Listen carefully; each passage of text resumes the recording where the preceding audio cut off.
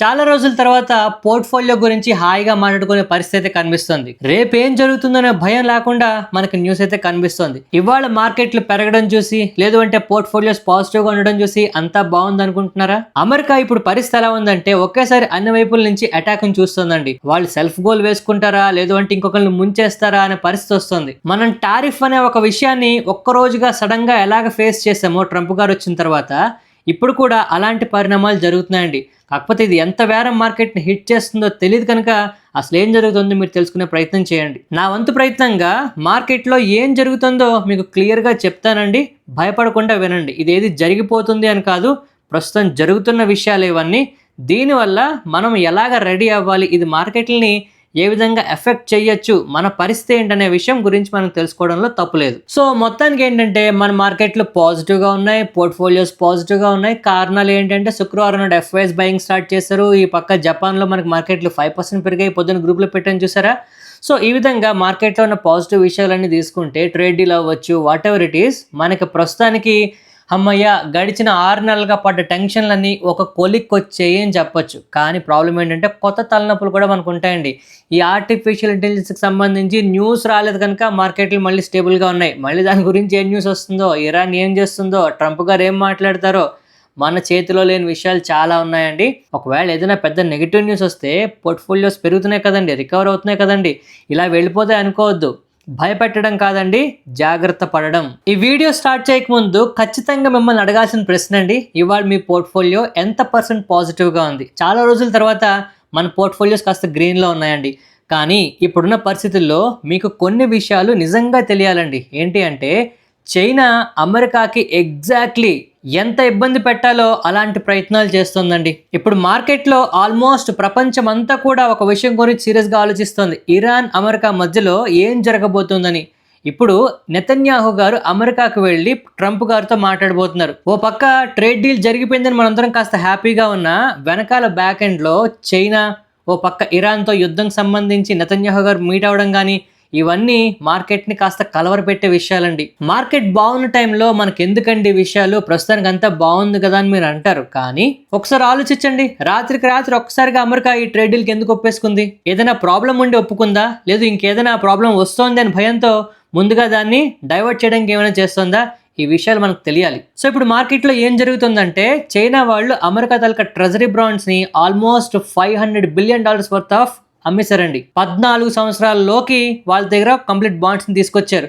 ఎందుకు ఇలా జరుగుతుంది? ఇక్కడ 2 విషయాలు గమనించాలి. ఒకటి, చైనా వాళ్ళ కరెన్సీని వరల్డ్ కరెన్సీగా మార్చడానికి ప్రయత్నాలు జరుగుతున్నాయి అని చెప్పి ఊహాగానాలు నడుస్తున్నాయి. బట్ సెకండ్ విషయం ఏంటంటే రష్యా ఉక్రెయిన్ మీద దాడి చేసినప్పుడు రష్యా అమెరికా డాలర్ని కన్వర్ట్ చేద్దామని చూస్తే అమెరికా ఒక కండిషన్ పెట్టిందండి. ఇప్పుడున్న పరిస్థితుల్లో మీ అసెట్స్ అన్ని మేము సీజ్ చేస్తున్నాము, లేదు అంటే మీకు మీ డబ్బులు రిటర్న్ ఇవ్వము అని చెప్పింది. మీరు అడగచ్చు, సార్ రష్యా డబ్బులు ఇవ్వడానికి అమెరికా ప్రాబ్లం ఏంటి అని. అమెరికా పెట్టిన కండిషన్ అదండి, మీరు ఉక్రెయిన్తో యుద్ధం ఆపకపోతే మీ దగ్గర ఉన్న అమెరికా డాలర్లు ఇక రష్యాకి మారవు, లేదంటే మీ తాలూకా ఆస్తుల్ని మేము సీజ్ చేస్తున్నాం అమెరికాలో ఉన్న వాటిని అన్నింటినీ అని చెప్పి. ఒక్కసారి ఆలోచించండి, ఇప్పుడు అమెరికా సడన్గా వచ్చి మీరు పాకిస్తాన్తో ఫ్రెండ్షిప్ చేయకపోతే మీ తాలూకా అమెరికన్ డాలర్లు, మీ ఫారిన్ ట్రాన్సాక్షన్స్ అన్ని ఆపేస్తామంటే మన పరిస్థితి ఏమవుతుంది? చైనా ఎగ్జాక్ట్లీ ఇదే విషయాన్ని చాలా సీరియస్గా తీసుకుందండి. అమెరికాలో ఎక్కువ పెట్టుబడులు పెట్టిన దేశం ఏదైనా ఉంది అంటే అది చైనా అండి. వాళ్ళిద్దరి మధ్యలో రిలేషన్ ఎలా ఉంటుందంటే చైనా ఇప్పుడు అమెరికాలో పెట్టుబడులు పెట్టకపోతే, అంటే ట్రెజరీ బాండ్స్ కొనకపోతే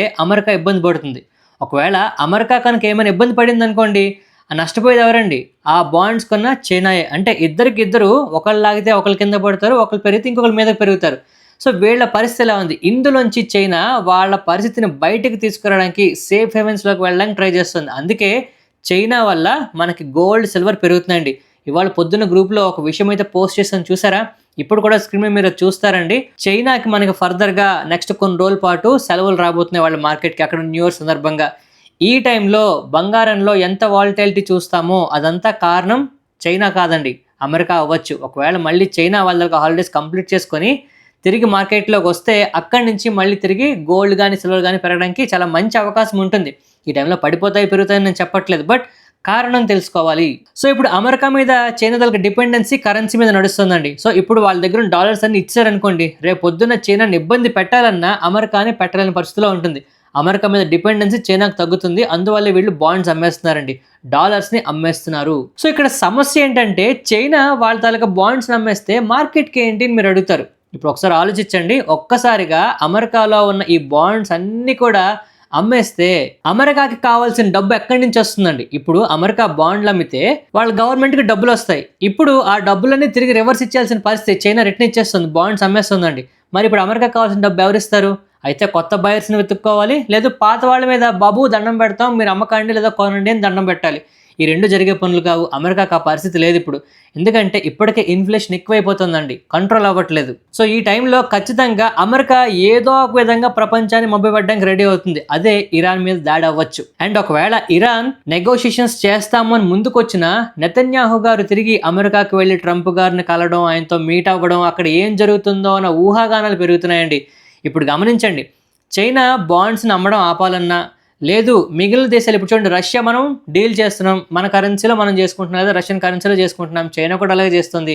అమెరికా డాలర్ని మనం వీక్ చేద్దాము, లేదు అంటే ఓవరాల్గా పక్కన పెడదామని చూస్తున్నాం. ఈ టైంలో అమెరికా కనుక ఏం చేసినా సరే వాళ్ళ కరెన్సీని కాపాడుకోవడానికి, అమెరికా తనకు ఆధిపత్యం పోకుండా ఉండడానికి చేస్తుందండి, అంతేగాని ఎవరికి సాయం చేద్దామని కాదు. ఇప్పుడు జరుగుతున్న ట్రేడ్ డీల్ మనకి మంచిది అనే ఫీలింగ్లో మనం ఉన్నాం, కానీ ఎప్పుడైనా సరే అమెరికా ఇబ్బంది పెట్టాలంటే రష్యాని ఒక్క మాటతో భయపెట్టిందండి. ప్రపంచం ఒక్కసారిగా ఏంటి ఇలా జరుగుతుంది అనేలా చేసింది. రష్యాకి ఫ్యూజులు ఎగిరిపోయి ఒక్కసారిగా. చైనా కూడా రేపు పొద్దున నాకు ఇదే షాక్ తగులుతుందేమన్న భయంతో ఉంది, మనం కూడా అదే భయంతో ఉండాలి. అమెరికాని నమ్మడానికి లేదు. సో ఇప్పుడు ప్రపంచాన్ని ఏదో ఒక విధంగా మనం మభ్యపెట్టడానికి అమెరికా దగ్గర చాలా అస్త్రాలు ఉన్నాయండి. ఎప్స్టీన్ ఫైల్స్, ఇప్పుడు ఇరాన్తో యుద్ధం, ఆర్ అట్లీస్ట్ ఏదో ఒక మాట ద్వారా ప్రపంచాన్ని ఇంకొంచెం అలజడి సృష్టించడం, కొన్ని కంట్రీస్ మీద టారిఫ్ విషయంలో తగ్గడం, కొన్ని కంట్రీస్ మీద టారిఫ్లు పెంచడం, ఇలా ఏదో ఒకటి చేస్తుందండి. ఇవన్నీ కూడా మార్కెట్ని కాస్త అనిశ్చితికి గురి చేయొచ్చు. మీకు తెలుసా అండి, ఇప్పుడు ఇరాన్ మీద యుద్ధం ప్రకటించడం కానీ, లేదు అంటే ఇరాన్తో చర్చలు జరపడం కానీ వెనకాలన్న అతిపెద్ద రహస్యం ఏంటి అంటే ప్రపంచాన్ని మభ్యపెట్టడం ఒకటైతే, రెండోది ఆయిల్ని కంట్రోల్ చేయడం అండి. ఇప్పుడు ఇరాన్కి యూఎస్కి మధ్యలో ఈ ట్రేడ్ డీల్స్ కానీ, లేదు అంటే టాక్స్ కానీ జరిగితే న్యూక్లియర్ పవర్స్కి సంబంధించి, లేదు అంటే యురేనియం శుద్ధికి సంబంధించి వాళ్ళు కొనసాగిస్తే పర్వాలేదండి, లేదు ఇరాన్ మేము ఒప్పుకోమన్నా, అమెరికా వార్నింగ్ ఇచ్చిన మార్కెట్లో నెగిటివిటీ వస్తుంది. ఇది యాక్చువల్గా మనకు కూడా ఇంపాక్ట్ చూపిస్తుందండి. మనం 80% డిపెండెన్సీ ఆయిల్ ఇంపోర్ట్ చేసుకోవడంలో. ఇప్పుడు వెనిజులా దగ్గర నుంచి వస్తుందన్న ఆనందం కొంత అయితే, రష్యాని ఏం చేస్తుందో అన్న భయం కొంత అయితే. అఫ్కోర్స్ మన వాళ్ళు క్లారిటీగా చెప్పారండి. ఇక్కడ మార్కెట్లో మీరు తెలుసుకోవాల్సిన విషయం ఏంటంటే, $500 బిలియన్ మనం కంపల్సరీగా కొనాలి, లేదు అంటే రష్యన్ ఆయిల్ని ఆపేయాలి, ఇలాంటి వార్తలు వస్తున్నాయండి. ఇందులో నిజం లేదు. నేను ఒక్క మాట క్లియర్గా చెప్తున్నానండి, హెడ్లైన్స్ని చూసి భయపడొద్దు, ఇది కన్ఫర్మ్ అని నిజమని నమ్మొద్దు. ఫస్ట్ మనం 500 బిలియన్స్ వర్త్ ఆఫ్ గూడ్స్ని కొనడానికి ఓకే అని చెప్పాం, కానీ మ్యాండేట్ కాదు, అవకాశం వరకు మనం కొంటాం అంతే. మనమేం బాండ్ పేపర్ మీద సంతకం పెట్టలేదండి, $500 బిలియన్ వస్తువులు మనం కంపల్సరీగా కొంటామని. అవకాశం ఉంటే మనకు చేయాలనిపిస్తే చేస్తామన్నట్టు మనం డీల్ అయితే చేసుకున్నాం. ఇక సెకండ్, రష్యా విషయంలో ఏదైతే న్యూస్ వస్తుందో రష్యన్ ఆయిల్ కంప్లీట్గా ఆపేస్తామని, అది కరెక్ట్ కాదు. మనం కొంటాము, కొంటూనే ఉంటాము, అంత వేళను తగ్గించుకోలేము. ఎందుకంటే అమెరికా మనకి ఏం సాయం చేసిందని రష్యన్ ఆయిల్ కొనడం మానేయాలి మనం? ఇది జరిగే పని కాదండి. మార్కెట్లో జస్ట్ అనిశ్చితిని క్రియేట్ చేస్తున్నారు ఏదో ఒక విధంగా. సో ఇప్పుడు ఇవాళ మార్కెట్లు పెరిగిపోయి, ఓకే మార్కెట్లో అంత పరిస్థితులు బాగున్నాయి, ట్రేడ్ డీల్ జరిగిపోయింది, లేదు అంటే చైనా మనకు సపోర్ట్ చేసేస్తుందో పక్క ఏదో జరుగుతుంది, అంత బాగుంది అనుకోవడం కరెక్ట్ కాదండి. అసలైన విషయాలు, మార్కెట్ని మనకు తెలియకుండా కలవరపెట్టే విషయాలు ఇప్పుడు జరుగుతున్నాయండి. ఇవి మనకి ఇంపాక్ట్ చూపిస్తే అమ్మయ్య మార్కెట్ పెరిగిపోయిందనే ఉద్దేశంలో ఉన్నప్పుడు ఇవి బాగా ఇబ్బంది పెట్టేస్తాయండి. అందువల్ల గుర్తుపెట్టుకోండి జాగ్రత్తగా. ఇవాళ ఫస్ట్ మనం కళ్యాణ్ జ్యువెలరీస్ గురించి మాట్లాడుకోవాలండి. ఇవాళ ఈ స్టాక్ చాలా బాగా పెరిగింది. కారణం ఏంటంటే 90% ఇయర్ ఆన్ ఇయర్ ప్రాఫిట్ లో గ్రోత్ అయితే చూపించారండి. కాకపోతే ఏంటంటే ఈ స్టాక్ సంబంధించి సెబీ వరకు కూడా ఒక న్యూస్ అయితే వెళ్తుంది. గడిచిన క్వార్టర్ లో గానీ ఈ క్వార్టర్ లో గానీ క్లియర్ గా రెవెన్యూస్ గానీ అన్ని బాగా ఉన్నాయండి. ఈసారి కూడా 42% రెవెన్యూస్ పెరిగాయి. మ్యూచువల్ ఫండ్ సంస్థలు ఈ స్టాక్ లో కాస్త వాటాలు పెంచుకుంటున్నాయి. మరి సెబీ వరకు ఈ స్టాక్ న్యూస్ ఎందుకు వెళ్తుంది అంటే, ఈ సంవత్సరం స్టార్టింగ్ లో ఆల్మోస్ట్ ఈ స్టాక్ లో 40% ఫాల్ అయితే చూసామండి. ఇది క్లియర్ గా మ్యానిపులేషన్ జరిగింది అంటూ కంపెనీ తలక మేనేజ్మెంట్ వాళ్ళు సెబీకి అయితే లెటర్ పెట్టారు. అందులో భాగంగా FNO ట్రేడింగ్ మా స్టాక్ లో ఆపండి అని చెప్పి రిక్వెస్ట్ చేస్తున్నారండి. ఒకవేళ ఈ న్యూస్ లో నిజంగా ఏమైనా తేడా వస్తే మాత్రం కంపెనీ పరంగా మనకి ఇబ్బంది ఉండదు, కానీ స్టాక్ పరంగా మ్యానిపులేషన్ జరిగింది అంటే అందులో ఎవరు పాల్గొన్నారో తెలిస్తే వాళ్ళు మిగిలిన స్టాక్ సంబంధించి ఎక్కడ పేరు బయటపడినా ఆ స్టాక్స్ లో కూడా ఎఫెక్ట్ అయితే మనం చూస్తామండి. సో ఇప్పుడు కళ్యాణ్ జ్యువెలరీస్ నెక్స్ట్ మనకి కొన్ని రోజులు ఫోకస్ లో ఉండబోతోంది. కంపెనీ బిజినెస్ పరంగా మంచి అప్డేట్స్ చేస్తుంది కనుక, బిజినెస్ పరంగా ప్రాబ్లం లేదు కనుక, స్టాక్ పరంగా ఇబ్బంది ఉంటుంది అనుకోవడం కన్నా, ఇప్పుడు ఒకవేళ ఇందులో స్కామ్ జరిగిందన్నా, లేదు ట్రేడ్ మ్యానిపులేషన్ జరిగిందన్నా, అది ఏ కంపెనీ వల్ల జరిగిందో, లేదు ఎవరి వల్ల జరిగిందో, వాళ్ళు ఇంకే కంపెనీలో ఉన్నా ఆ కంపెనీలకు సంబంధించి కూడా ఇలాంటి ఇబ్బందులు వస్తే మార్కెట్ లో కాస్త అనిశ్చితి పెరగచ్చండి. ఇక నెక్స్ట్ మనం స్టేట్ బ్యాంక్ ఆఫ్ ఇండియా గురించి మాట్లాడుకోవాలి. ఇవాళ నిజంగా మార్కెట్ లో one of the best momentum అయితే ఈ స్టాక్ లో నేను చూసానండి. ఆల్మోస్ట్ వీళ్ళ నెట్ ప్రాఫిట్స్ 24% ఇయర్ అనేది పెరగడం జరిగిందండి. ఎస్టిమేట్స్ తలక రికార్డులన్నీ బద్దలైనట్టు ఆల్మోస్ట్ 19.6% డిఫరెన్స్ తో మనకి ఎక్కువగా వచ్చింది. రెవెన్యూస్ కూడా 4.4% పెరగడం జరిగిందండి. Treasury, wholesale, retail banking segments లో మనకి బిజినెస్ బాగుంది అని చెప్తున్నారు. అయితే అసెట్ క్వాలిటీస్ కూడా ఇంప్రూవ్ అవుతున్నాయండి. కాకపోతే ఏంటంటే ఇప్పుడు మనకి ఆర్బీఐ దగ్గర నుంచి ఒక ఇంపార్టెంట్ అప్డేట్ వస్తుందండి. బ్యాంక్ ఆఫ్ బరోడా వాళ్ళ దగ్గర నుంచి ఒక రిపోర్ట్ వస్తుంది. అందులో ఆర్బీఐ వాళ్ళు ఇక వడ్డీ రేట్లు పాస్ చేస్తారని, ఇక మీద వడ్డీ రేట్లు తగ్గించరు అని చెప్పి మనకి న్యూస్ వస్తుందండి. ఒకవేళ ఇదే కనుక నిజమైతే ఇంతవరకు ఎన్బిఎఫ్సి సెక్టార్స్ లోని, బ్యాంకింగ్ సెక్టార్ లోని, లేదు అంటే ఓవరాల్ గా ఈ ఫినాన్స్ సెగ్మెంట్ ఏదైతే గ్రోత్ మనం చూసామో, ఎందుకు చూసాము, వడ్డీ రేట్లు తగ్గిస్తారు కనుక బాగుంటుంది అనుకున్నామండి. ఇప్పుడు వడ్డీ రేట్లు తగ్గించరు, స్టేబుల్ గా అలాగే ఉంచుతారు, పాస్ చేస్తారు అంటే వీటిల్లో కొంత ప్రాఫిట్ బుకింగ్స్ ఫర్దర్ గా మనం చూడడానికి అవకాశం రావచ్చండి, గుర్తుపెట్టుకోండి. నెక్స్ట్ మనం ఫోర్స్ మోటార్స్ గురించి మాట్లాడుకోవాలి. ఈ stock all time highs touch చేసిందండి. రీసెంట్ గా వచ్చిన రిజల్ట్స్ అవ్వచ్చు, లేదు ఈ కంపెనీ వేరే కంపెనీస్ ని టేక్ ఓవర్ చేస్తామని న్యూస్ అవ్వచ్చు, ఫోర్స్ మోటార్స్ ఖచ్చితంగా మనకి ఫోకస్ లో ఉండబోతోంది. అండ్ రీసెంట్ గా జరిగిన ట్రేడ్ డీల్ అవ్వచ్చు, ఈ కంపెనీ తలక ఫర్దర్ ఎక్స్పాన్షన్ ప్లాన్స్ అవ్వచ్చు, అన్ని కూడా పాజిటివ్ గా కనిపిస్తున్నాయండి. ఫోర్స్ మోటార్స్ కి స్టాప్ లాసెస్ తో మనం ముందుకెళ్ళాలి. నెక్స్ట్ మనం ఐఆర్ఈడిఏ గురించి మాట్లాడుకోవాలండి. రీసెంట్ గా వీళ్ళు అప్రాక్స్ గా 3,000 కోట్ల ఫండ్ రైజింగ్ చేయడానికి బోర్డు వాళ్ళు ఎప్పుడు అయితే తీసుకురావడం జరిగిందండి, క్యూఐపీ అయితే తీసుకొస్తున్నారు. దీని వల్ల న్యూస్ లో కాస్త మొమెంటం మనం గమనించవచ్చు. ఇక జేకే టైర్స్ అండ్ ఇండస్ట్రీస్ గురించి మాట్లాడుకోవాలి. వీళ్ళ తలక Q3 net profits recent quarter లో 4.4%, ఆల్మోస్ట్ 4 రెట్లు ఇయర్ కంపేర్ చేసుకుంటే పెరగడం జరిగిందండి. ఇది నిజంగా చాలా చాలా మంచి విషయం. అయితే రెవెన్యూస్ కూడా 14.6% పెరగడం జరిగిందండి. ఇండియాలోని మెక్సికన్ మార్కెట్స్ లో వీళ్ళ బిజినెస్ ఇంప్రూవ్ అవుతుంది అని చెప్తున్నారు. అలాగే ఈ కంపెనీ దగ్గర చూస్తున్న మరొక అప్డేట్ ఏంటి అంటే వీళ్ళ తలక టైర్ మ్యానుఫాక్చరింగ్ కెపాసిటీని 6.5% కి పెంచడం జరిగిందండి. అంటే ఎగ్జిస్టింగ్ కెపాసిటీ కన్నా 6.5% ఎక్కువ కెపాసిటీ మనకు ఫర్దర్ గా ఉండబోతుంది. 1000 కోట్ల దగ్గరగా 1100 కోట్లతో చేస్తున్నారు. ఇది కూడా పాజిటివ్ విషయం. నెక్స్ట్ మనం టాటా కెమికల్స్ గురించి మాట్లాడుకోవాలండి. ఈ స్టాక్ పరిస్థితి చూస్తే కాస్త జాలేస్తుంది. ఎందుకంటే రీసెంట్ గా వస్తున్న న్యూస్ లో ఒకటి పాజిటివ్ న్యూస్ రండి, కానీ పర్ఫార్మెన్స్ లో పెద్దగా గ్రోత్ కనిపించట్లేదు. వీళ్ళు తమిళనాడులో ఒక గ్రీన్ ఫీల్డ్ సెటప్ అయితే స్టార్ట్ చేయబోతున్నారండి. క్యాపెక్స్ ప్లాన్ చేస్తున్నారు 500 కోట్లతో. విషయం అయితే మంచిదే, కానీ అటు స్టాక్ గ్రోత్ లో గానీ, ఇటు కంపెనీ తలక గ్రోత్ లో గానీ మనకి పెద్దగా విషయం కనిపించట్లేదు. ఒకసారి గమనించండి. ఇక టాటా స్టీల్ గురించి మాట్లాడుకోవాలండి. ఇవాళ ఈ stock all time highs touch చేయడం జరిగింది. కారణం ఏంటంటే వీళ్ళ తలక రీసెంట్ క్వార్టర్ తలక నెట్ ప్రాఫిట్స్ 8 రెట్లు పెరగడం జరిగిందండి. 2,688 కోట్లు ప్రకటించారు. అయితే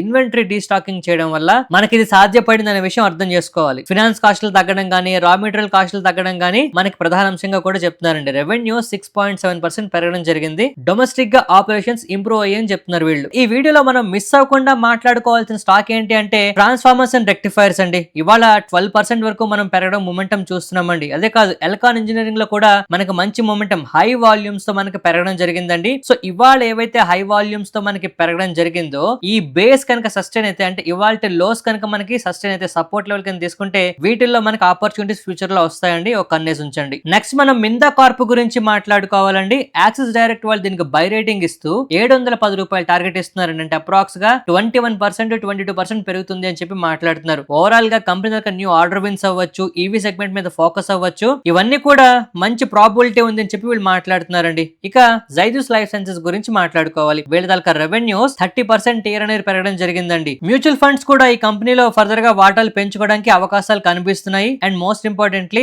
ఇది నెక్స్ట్ క్వార్టర్ కల్లా కన్ఫర్మ్ అవడం కూడా ఛాన్స్ ఉందండి. ఒక కన్నేసి ఉంచండి. ఇక రీసెంట్ గా జరిగిన ఇండియాకి యూఎస్ కి మధ్యలో జరిగిన ట్రేడ్ డీల్ కారణంగా ఎక్స్పోర్ట్ స్టాక్, ఎస్పెషల్లీ టెక్స్టైల్ సంబంధించి గోకాల్ దాస్ ఎక్స్పోర్ట్స్ అవ్వచ్చు, వెల్స్పన్ లివింగ్ అవ్వచ్చు, కేపీఆర్ మిల్స్ అవ్వచ్చు, ఇవన్నీ చాలా బాగా మొమెంటం అయితే చూపిస్తున్నాయండి. 50% టారిఫ్లతో ఉన్న ఈ కంపెనీస్ అన్ని ఇప్పుడు సడన్ గా 18% కి టారిఫ్లు పడడంతో వీటిల్లో ఎక్కడ లేని ఉత్సాహం కనిపిస్తుంది. ఈ ఉత్సాహం కొన్ని రోజులు మాత్రమే ఫస్ట్ కనిపిస్తుందండి. ఫర్దర్ గా వీటి తలక రిజల్ట్స్ మనకి రియలైజేషన్ అయితే చూపిస్తాయి. అంటే ఇప్పుడు తగ్గిన ఈ టారిఫ్ల కారణంగా వీటి తలక రెవెన్యూస్ పెరుగుతాయండి. అప్పుడు అసలైన గ్రోత్ నిజంగా మనం వీటిలో బేరీజ్ వేసుకోవాలి. నెక్స్ట్ మనం షిప్పింగ్ కార్పొరేషన్ ఆఫ్ ఇండియా గురించి మాట్లాడుకోవాలి. రీసెంట్ గా క్రూడ్ కు సంబంధించి చాలా తతంగాలు మన మార్కెట్ లో జరుగుతున్నాయండి. అంతేకాదు ఈ షిప్పింగ్ కార్పొరేషన్ ఒకటే కాదండి, షిప్పింగ్ స్టాక్స్ అన్ని కూడా మనకి ఫర్దర్ గా మళ్ళీ ఫోకస్ లోకి అయితే రాబోతున్నాయి. ఎస్పెషల్లీ షిప్పింగ్ కార్పొరేషన్ గురించి వాళ్ళు ఎందుకు మాట్లాడుతున్నాము అంటే వీళ్ళ తాలూకా నెట్ ప్రాఫిట్స్ 5 రెట్లు పెరగడం జరిగింది, రెవెన్యూస్ కూడా 23% పెరగడం జరిగింది. ఇది మనకి నిజంగా అద్భుతమైన విషయం అండి ఈ స్టాక్ సంబంధించి. సో రీసెంట్ గా ఈ స్టాక్ లో మనకి